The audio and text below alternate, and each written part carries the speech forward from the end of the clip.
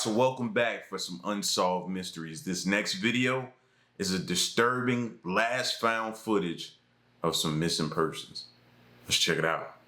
Sophia McKenna. On the night of May 27, 2018, 20-year-old Spencer Mugford met up with his friend Sophia McKenna in the parking lot of the University of Connecticut Avery Point, where Spencer was a student. At the time, Sophia was in a toxic and abusive relationship with a guy named Austin Cordova, which had gotten worse in the months leading up to that night in May. According to Sophia's mom, Austin was seeing someone else while he was still dating Sophia, after which Sophia also decided to date other guys. When Austin found out, he went to Sophia's apartment and tried to kick down the door, allegedly threatening to end her life. It was after this incident that Sophia started to spend a lot of her time around Spencer Mugford, whom she had met while working at a local spa. They dated for a while, but it didn't take long before they decided to go back to just being friends. A couple of weeks later, Spencer took on another job on a charter boat, taking people out on the water for half-day fishing trips. That night in May, Spencer and Sophia met at the parking lot and got in a mastless sailboat they took from the university campus and headed toward the New London Ledge Lighthouse, a popular tourist attraction in Connecticut that's known as one of the creepiest buildings in the state. A little after 1 a.m., Sophia used Spencer's phone to upload a video to his Snapchat story, where he can be seen paddling on the water aboard the tiny mastless sailboat. Yo, we're out here in the ocean with us. That is the land.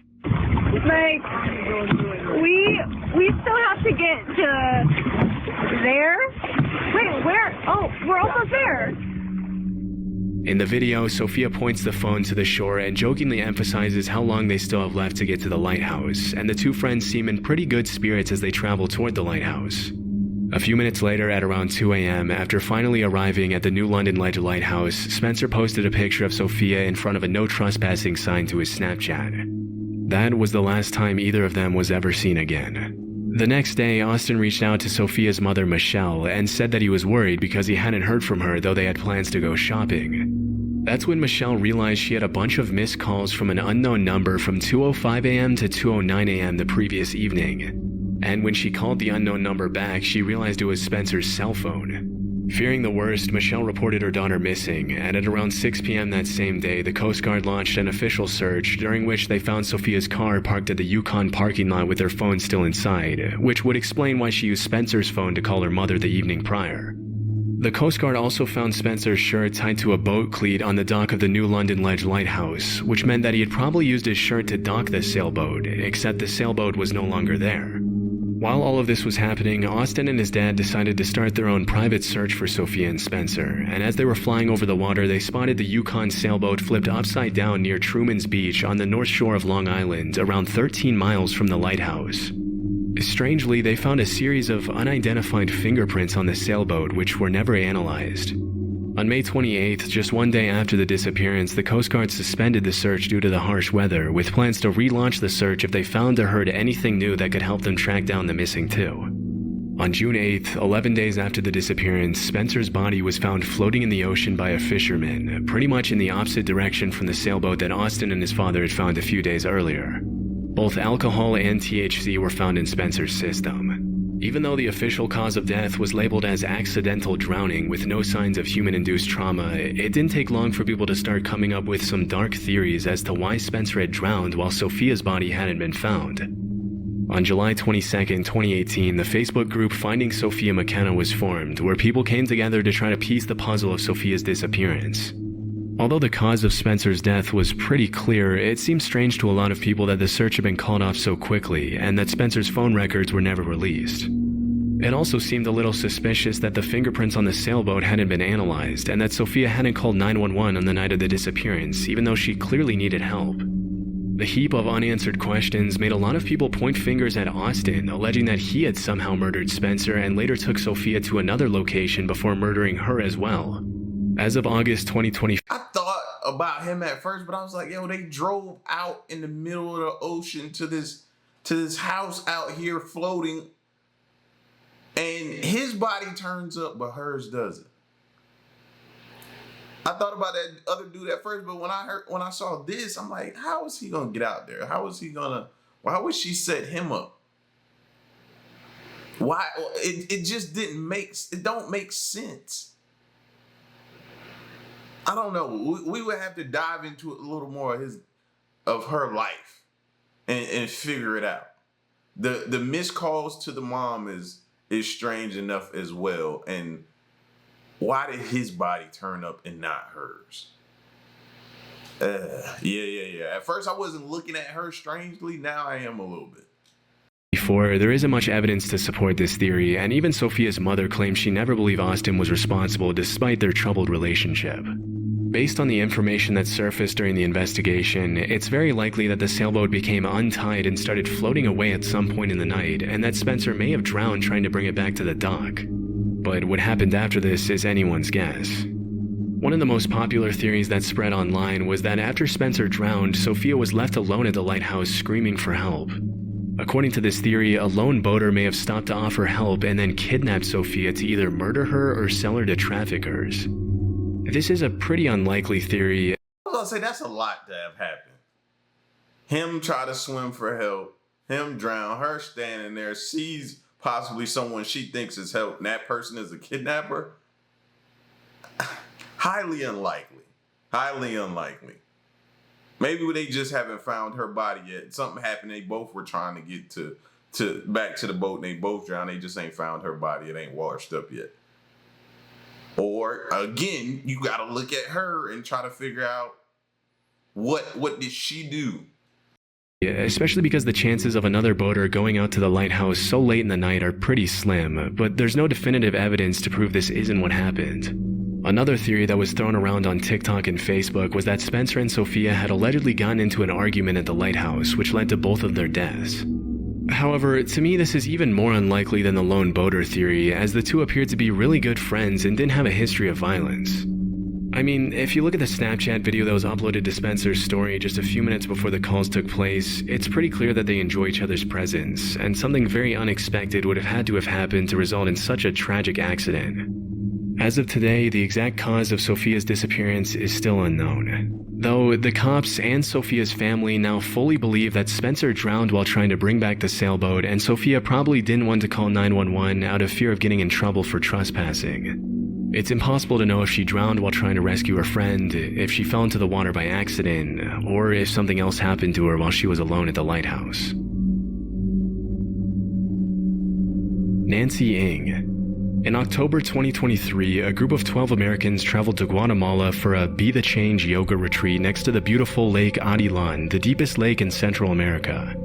Among those 12 people was 29-year-old Nancy Ing, a California woman who had been to the same retreat the previous year with the same instructor and had enjoyed it so much that she decided to go again in 2023.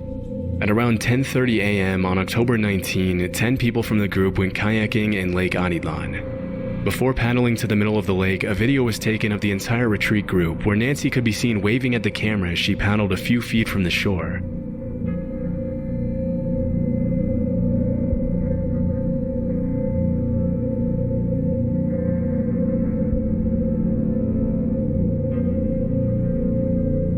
She seemed happy as she made her way to join the rest of the group, but sadly, this is footage of the last time Nancy was ever seen.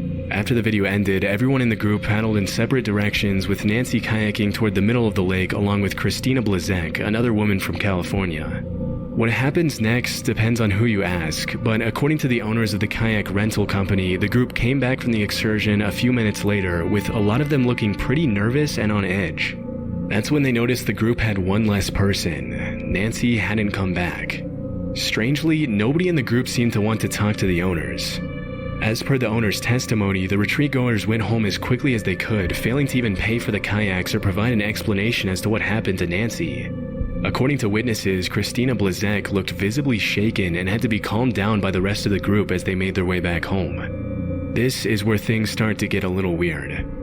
Even though the group wasn't scheduled to go back to the US for a few more days, they all pushed up their departure and went back home just 8 hours after the excursion.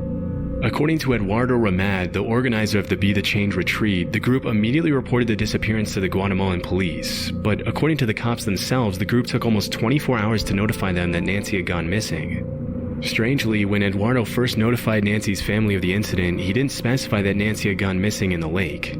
Instead, he tried to get away with vaguely implying that she wasn't coming back, which led Nancy's family to initially believe that she was planning on permanently relocating to Guatemala. By that time, the Guatemalan police had already launched a search for Nancy, but after 72 hours, the search was suspended, leaving Nancy's family to fund the rest of the investigation themselves. While all of this was happening, Nancy's family tried to reach out to Christina Blazek, as she was allegedly the last person who saw Nancy missing. But she refused to talk to the family and took an entire month to give her statement through her lawyer once she was back in the US. According to Christina, she and Nancy had crossed paths at the deepest part of the lake as they were about to head back to the shore. Out of nowhere, Nancy decided to hop out of the kayak to go for a swim. The water was pretty rough, and Lake Atitlan is over 1,000 feet deep, which is why Christina allegedly cautioned Nancy against going in the water.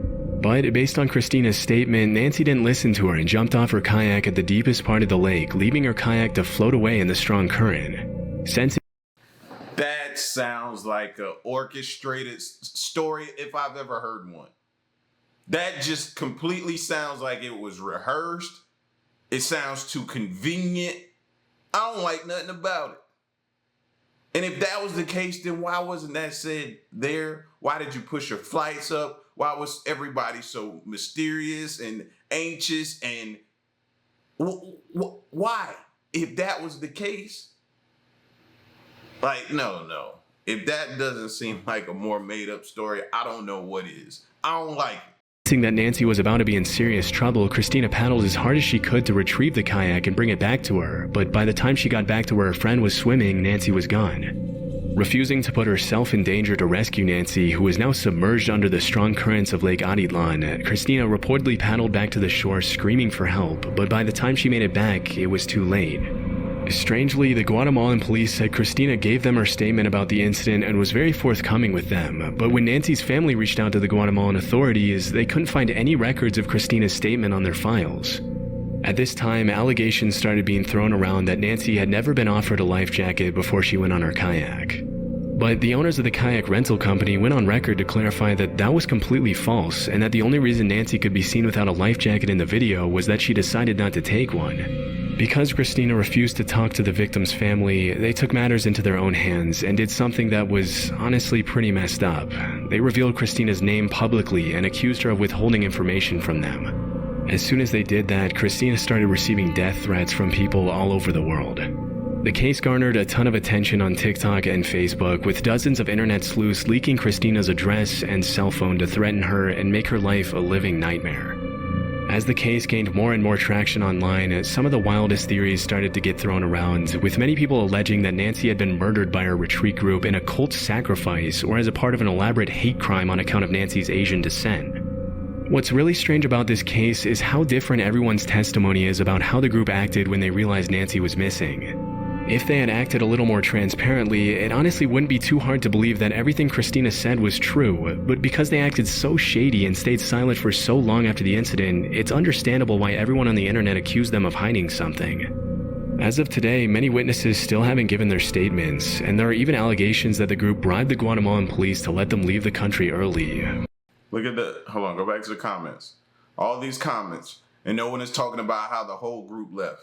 Something looks off with Christina's eyes. Christina's eyes, I don't know what, but she looks guilty of something. It's obvious. It's so obvious. They all know something. This ain't just, I had that same reaction, and I hadn't read that yet. So I'm pretty sure y'all are thinking the same thing. It just don't feel right. I guarantee if you put all of them in a separate interrogation room and you interrogate them, you'll probably get several different stories of what happened, which will lead you to believe that somebody in there is lying and not telling the truth about this incident. Don't know who, don't know what. It just feels that way, and sometimes you gotta go off your feelings. And there are even allegations that the group bribed the Guatemalan police to let them leave the country early, but there's no definitive proof that this really happened. My personal opinion is that Christina is probably telling the truth and that the group most likely didn't have anything to do with Nancy's death. I'm not justifying the way they acted, but to a certain extent, it's understandable that they'd be nervous after the incident, considering that they were in a foreign country where they didn't speak the language and didn't know how the police would react to Christina's version of the events. Still, their suspicious behavior leaves a lot of room for doubt. Hopefully, more information will continue to surface on Nancy's disappearance, but for the time being, this case will have to remain a mystery. Let this be a lesson, or at least a thought, before y'all go on these group trips and stuff like that. And make sure you really know people. And you've been knowing them. It's a lot of stories like this that have happened on trips that don't get talked about. And videos aren't made on them like this, man. There are tons of different stories and different scenarios. So be careful going on these group trips. Patricia Mian. On April 20th, 1989, a woman named Peggy Bueller drove down a dark country road near a small town in Montana named Circle. Suddenly, she saw a woman driving in her lane on the wrong side of the road, heading straight toward her at a pretty high speed. Peggy swerved and was fortunately able to avoid crashing head-on. Unfortunately, Carol White, the woman in the car behind Peggy, wasn't as fortunate.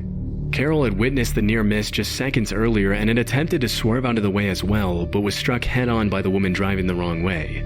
Shocked from the crash and understandably a little dazed, Carol stepped out of the car and tried to find the woman who had caused the accident. A few seconds later, a blonde woman in her mid-30s crawled out of her wrecked vehicle and stood on the side of the road. According to Carol, the woman didn't say anything. She just stared at her with a blank expression.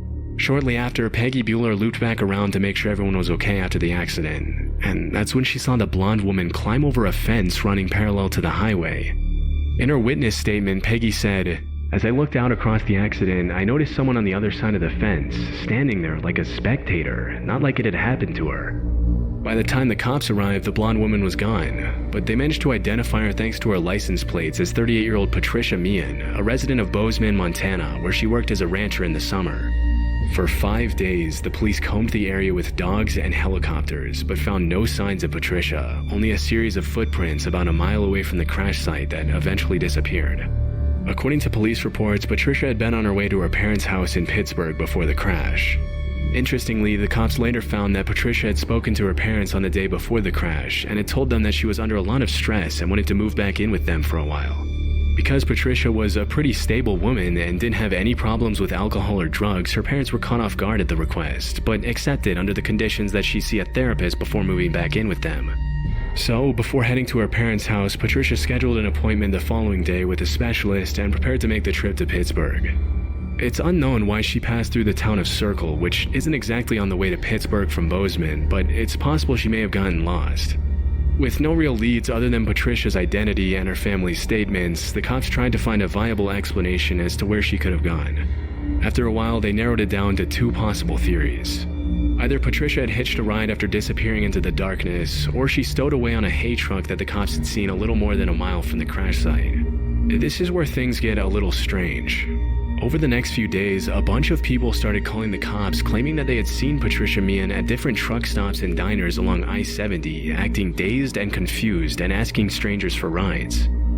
By the end of June that year, more than 25 sightings had been reported to Patricia's parents, who had both traveled to Montana in hopes of finding their missing daughter. I was wondering that before I got all upset about what she did. I was like, I wonder, with that collision, did she hit her head and forget? Because remember, the woman said she got out and just stared at her. Just stared at her. And then took off. Now I'm thinking maybe she was in her right mind because she knew to run, didn't she? So it's like, I don't know how I feel about it, bro. Maybe she was out of her mind. Interestingly, a lot of people who claimed to have seen Patricia verified that it was her when her parents showed them pictures and videos of her, but every single one of them had failed to report the missing woman to the actual cops. It was as if she was doing everything to stay one step ahead of the cops and her parents, even in her seemingly confused state. In the fall of that year, more and more sightings and reports of Patricia started surfacing. In September, Patricia allegedly hitched a ride from a woman in Victor, Montana, who offered to let her stay with her and her husband for the night. The next day, they dropped her off at a truck stop to bring her closer to some friends she said she was visiting in another part of the state, and by the time the couple realized they had a wanted missing woman on their hands, Patricia was gone. While all of this was happening, Patricia's parents found a roll of undeveloped film in one of her cameras, where they found a pretty haunting self-portrait that was taken shortly before the accident and disappearance. In it, Patricia can be seen staring at the mirror with a vacant expression and a camera between her hands. As far as we know, this was the last time Patricia was ever photographed. As of today, at least 100 people have reported seeing Patricia Mian since her disappearance, but the authorities haven't managed to locate her. With the extremely bizarre nature of the case, everyone from the cops to internet sleuths to the general public has been left wondering what on earth could have happened to Patricia. And this has obviously given rise to all kinds of theories to explain her disappearance. According to one of the most popular ones, Patricia may have suffered from amnesia after the crash, which is possible when you consider the state of mind she was in before she made the trip to Pittsburgh. Multiple psychologists have weighed in to explain that a period of intense stress combined with a potential head injury could have resulted in full-on amnesia, which hauntingly could have made Patricia want to travel across the state in a desperate search for her lost memories.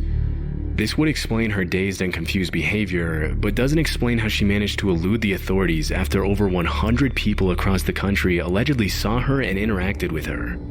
One of the darker theories is that Patricia caused the accident on the road on purpose to take her own life, which explains why she would take a detour to Circle instead of taking a more direct route to Pittsburgh. Although this is definitely possible considering she was depressed, it begs the question of why she would schedule an appointment with a therapist in Pittsburgh if she was planning on taking her own life just a few hours later.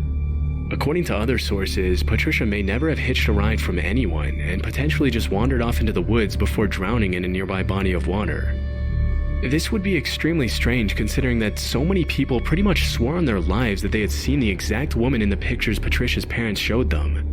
But stranger things have happened, and a couple of detectives have mentioned this is definitely possible. Because the incident happened so long ago, it's unlikely we'll ever know what happened to Patricia Mian, and this will probably just have to remain one of the strangest, most haunting unsolved disappearances in history. Kayn Louder. At around 9 p.m. on September 26, 2014, a woman named Kayn Louder made a panicked 911 call in which she alleged that there was a fight going on inside her condo's clubhouse. When she asked if any weapons had been involved in the fight, she claimed she had heard gunshots. When the cops arrived at the condo, they saw a wedding reception full of happy guests and had trouble believing what Kayn had told them. According to the police report, one of the guests admitted he had previously lit a firecracker, which Kayn may have mistaken for a gunshot. Strangely, a few hours later, Kayn once again called 911, but hung up before the dispatcher picked up. A few minutes later, the cops called her back, and they reported that she sounded pretty confused. Although the cops had trouble understanding what she was saying, Kayn did confess that her roommate thought she was acting delusional and paranoid. A little after 8 a.m. the next morning, she once again called the cops, and this is a call that is most often referred to as one of the most disturbing recorded 911 calls publicly available. I'll play a fragment of the call so you can hear it for yourself. When I was an intruder at my house, Repeat the address for verification. they're stealing from my house. Okay, say your address one more time. I'm having a hard time hearing you. Get the out of my house. Okay, do you know who this person is? No, I don't. I just know that there's an intruder in my house. You don't know who they are. No, I don't. Were weapons involved or mentioned? They're not talking or responding. I'm just telling them to leave so I can hear them taking things. So you haven't seen them, you can just hear them? Yes, correct. During the call, Kayn tells the dispatcher that there's an intruder in her apartment, but then contradicts herself several times and starts saying a bunch of things that just don't make any sense. At one point during the call, Kaylyn's roommate Carol walks in her room and sounds pretty confused at the allegations that someone broke into their apartment. A few seconds later, Kayn explains that the previous night she had seen multiple people stalking her through her window and apparently were planning on breaking in. Okay, where exactly are you? I'm in the back bedroom. Carol, Where did the lock your suspect enter the building? There's only one door. Get out of my house. Is there anyone else in the building who belongs there? Yes, there's 6 apartments. Okay, is there anybody else in your apartment that should be there? I believe she is here. I have a roommate. Hey, Carol, lock the door. There's something going on there. Come here. Yeah. We might have left.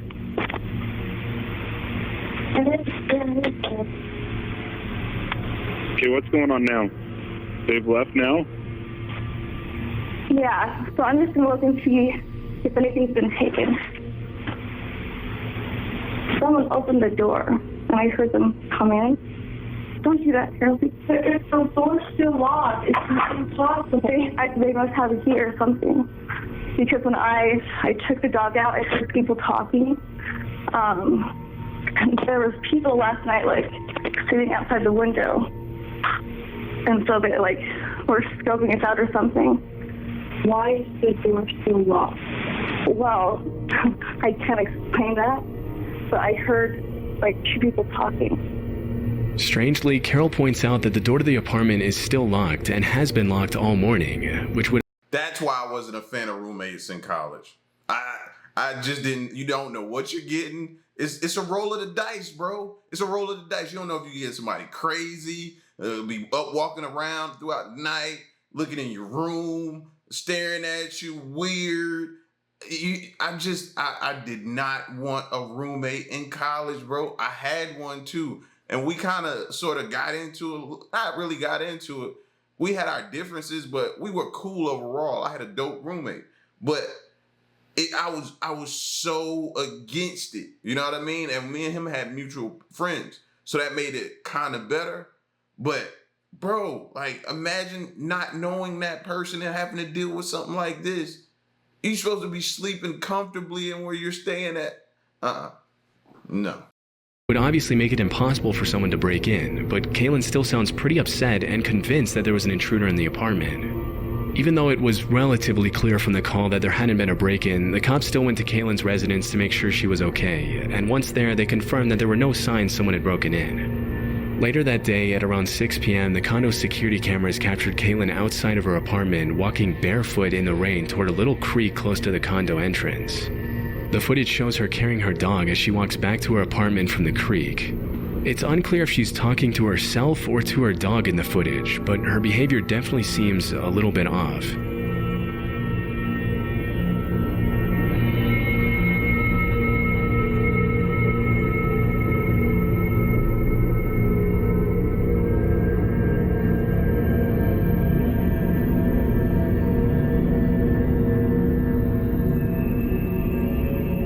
A few seconds later, she can be seen running back to her apartment, as if she was running away from someone.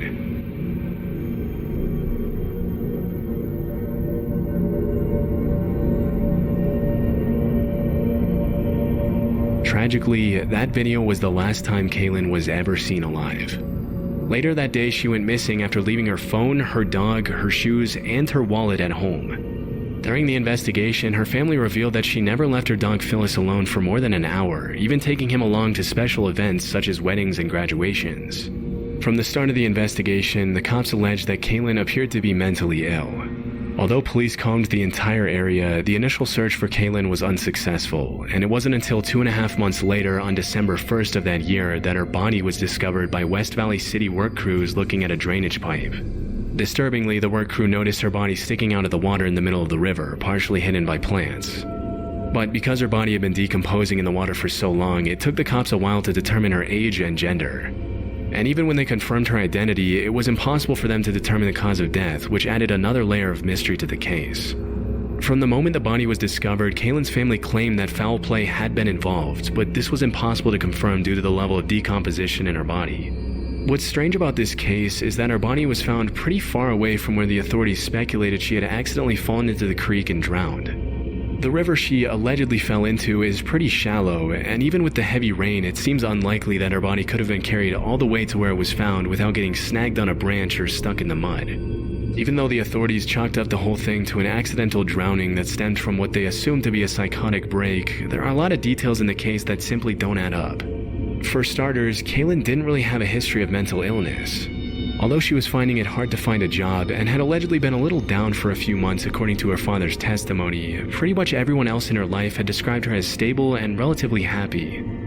However, earlier in 2014, Kaylin had gotten a job at a school but was let go a few months later, which, according to her dad, made her a little depressed. In the weeks leading up to her disappearance, she had been rejected from another job opportunity, which probably didn't do wonders for her emotional state. I was able to find that there had been some events in Kaylin's past that may have contributed to her deteriorating mental state. 3 years after she graduated from college in 2006, her twin brother accidentally murdered their uncle while they were both under the influence of drugs, for which he was sentenced to 5 years in prison. Even though the incident obviously shook her up, she remained pretty stable and never showed signs of her mental health deteriorating, at least not to the point where it would seem normal for her to suddenly start making disturbing 911 calls where she appeared to be delusional. From what I found, there are two main theories to explain what happened to Kayn. The first theory is that Kayn suffered from a sudden psychotic break due to all the stress she was under from not being able to find a job. The investigators who proposed this theory claim that Kayn probably walked barefoot in the rain until she was so tired that she fell into the river. This is definitely a possibility, but one thing that stands out to me about this theory is that nobody reported seeing Kayn walking around on the street on the day of her disappearance. The second theory is that even if Kayn was a little paranoid, she wasn't wrong about someone wanting to harm her, and if she truly was being stalked by someone on the night before she called 911 to report the supposed gunfight, they may have gotten to her before the cops could intervene. Still, based on her roommate's testimony, it's possible that Kayn was really just imagining the whole thing due to her worsening mental state, but we'll likely never know. The case just left dozens of big unanswered questions. For starters, who was Kayn really talking to in the surveillance video? Was it just her dog? Was she talking to herself? Or was she talking to someone else? That's what I was wondering. Like, she's standing far back. It looks like she's looking at a dog, but she could be looking at somebody that's standing in the woods. You know what I mean? That's what I was trying to figure out, but you can't, the footage is just so blurry that you can't really see if anybody's hiding in the cut or not. I don't know. This one here is a real enigma. Why was she walking barefoot in the rain in the first place? And if she was paranoid and delusional, what could have triggered her mental breakdown? With over 10 years having gone by since the incident, it's very likely that whatever happened to Kayn Louder on the evening of September 26, 2014 will remain a mystery. Dale Kerstetter. On September 12, 1987, a 50-year-old security guard and maintenance man named Dale Kerstetter went to work as he usually did at the Corning Glass Works plant in Bradford, Pennsylvania. At 11 p.m., he began his night shift as a weekend security guard. The next morning, at around 7 a.m., the day shift security guard named John Lindquist came to relieve Dale from his shift, but he was nowhere to be found. John immediately went to the cafeteria to see if Dale was there, but the only thing he found was Dale's lunchbox with his food still inside. Strangely, a few minutes later, Dale's truck was found in the parking lot of the plant with his keys, a pack of cigarettes, his backpack, and an empty pistol holster still inside the truck. Sensing something was wrong, the cops brought search dogs to the plant to find Dale. A few minutes later, the dogs traced Dale's scent to the second floor, where the plant's glass furnace was located, along with some pretty valuable platinum pipes. This was pretty strange considering that Dale rarely went to that part of the building and had no business going near the pipes. That's when the plant manager decided to check the security footage from the night before, and what he found was pretty disturbing. The footage you're seeing now is the original footage of the incident, which is now extremely grainy due to the slow deterioration process of the old footage, and it's pretty much useless for the purposes of this video. The video you're about to see is a reenactment of the footage, which is supposed to be perfectly accurate as per my research.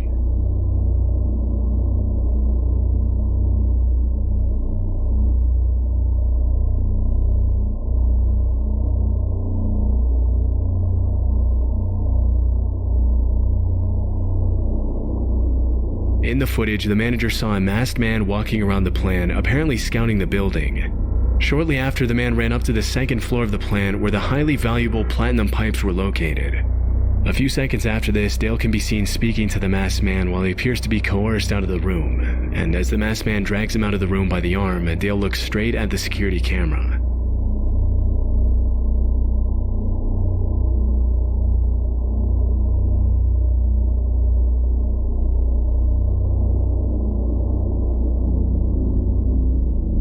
At one point in the footage, the masked man can be seen dragging a heavy bag out of the building with a manual forklift. That night, $250,000 worth of platinum pipes were stolen from the plant, and Dale Kerstetter was never seen or heard from again. In the aftermath of the mysterious disappearance, several theories were brought up to explain whether Dale was an innocent victim or an inside man in the... I was just about to say, I knew one of them was going to accuse him of being an inside man. Now, don't get me wrong. If we wrong, then we apologize. But it does look like, it don't look like the man who has the mask on is demanding anything of him, isn't belligerent, isn't irate, isn't upset. It's just casually walking. And then it seems like he's making sure his face gets seen on camera walking with this dude. Like, You see, he has me. You see, making sure his face and eye contact is seen on this camera. It seems weird. It definitely seems weird. High-stakes robbery. According to Dale's family, it would have been extremely unlike him to participate in a crime like this because he just wasn't that type of guy. He was described as an honest, loyal, family-loving, and fun-loving man who just happened to be at the wrong place at the wrong time. It's possible that Dale might have spotted the masked man at some point during his shift, and when he went to investigate, the man may have coerced him into cooperating and then murdered him. If this theory is to be believed, then the bag that the man was hauling out of the building with a forklift could have contained Dale's body along with the platinum pipes. But other employees at the plant seem to have a completely different opinion based on their experience of Dale. For starters, whoever removed the platinum from the tank was very familiar with the layout of the plant. They knew exactly where the most valuable materials in the plant were, as well as all the tools they would need to extract the platinum pipes from the tank and quickly exit the tank area. You can tell by the way he hopped up there, he was already familiar. He didn't look like he needed to figure out how he was going to do this or look around it, try to no, he looked like he already had a plan put in place. Even though Dale had never stolen anything and was generally a good person, he had gotten into trouble several times with his employers for being a slow worker and having a bad attitude. In the investigation, it was also revealed that Dale was around $40,000 in debt after being demoted from his job as a trade worker at the plant, which meant he not only needed money at the time of the robbery, but wasn't at all happy with his employers after he was forced to take a $7,000 pay cut. This led some people to believe that he may have been in on the crime, which would explain how the masked man knew his way around the plant so well. Still, his family claims he would have had several other legal ways of obtaining the money before resorting to a high-stakes, premeditated robbery and disappearance without a trace. One of the things that makes the disappearance so ambiguous is Dale's behavior in the security camera footage. For starters, it's hard to tell if he was truly being forced to walk out of the room with the man, or if he was just pretending to be coerced. And when he looks up at the camera, it's really anyone's guess if he was silently begging for help, or if he was performing a sort of gesture of defiance toward his former employers. To this day, it's unknown if Dale was murdered after being the unwilling witness of a crime, or if he was an inside man who left his entire family behind for money.